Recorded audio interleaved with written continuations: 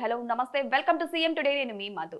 Deputy CM ఇటీవల విశాఖపట్నం వచ్చినప్పుడు విపరీతంగా ట్రాఫిక్ జామ్ అయిందని, దీనివల్ల తాము జేఈఈ మెయిన్స్ ఎగ్జామ్స్ కు సమయానికి వెళ్లలేకపోయామని కొంతమంది అభ్యర్థులు పవన్ టూర్ పై తీవ్రమైన ఆరోపణలు చేశారు. ఈ ఘటన పెందుటర్తి పరిధిలో చోటు చేసుకుంది. ఈ క్రమంలో జేఈఈ మెయిన్స్ కు హాజరయ్యేందుకు కొంతమంది విద్యార్థులు రోడ్డు మార్గంలో వెళ్లేందుకు రెడీ అయ్యారు. కానీ అప్పుడు పవన్ కాన్వాయ్ రావడంతో ట్రాఫిక్ ను ఎక్కడికక్కడ నిలిపివేశారు. ఈ క్రమంలో కొంతమంది అభ్యర్థులు ఎగ్జామ్ రాయలేకపోయామని చెప్పారు. ఇది కాస్త పొలిటికల్ టర్న్ తీసుకుంది. దీనిపై పవన్ కళ్యాణ్ విచారణకు ఆదేశించారు. తన వల్ల జేఈఈ అభ్యర్థులు ఎగ్జామ్స్ రాయలేకపోయారా, దీనిపై విచారణ చేపట్టాలని పోలీసులకు ఆదేశించారు. ఈ క్రమంలో రంగంలోకి దిగిన వైజాగ్ పోలీసులు లోతుగా విచారణ చేపట్టారు.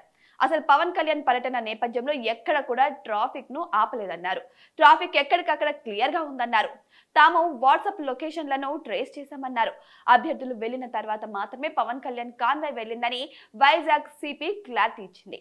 ఈ క్రమంలో ప్రస్తుతం పవన్ కళ్యాణ్ పై కావాలని కొంతమంది బురద చల్లాలని కూడా కోరుతున్నారని, ఈ విధంగా లేనిపోని ఆరోపణలు చేస్తున్నారని కూడా కూటమి నేతలు గట్టిగానే కౌంటర్లు ఇస్తున్నారు.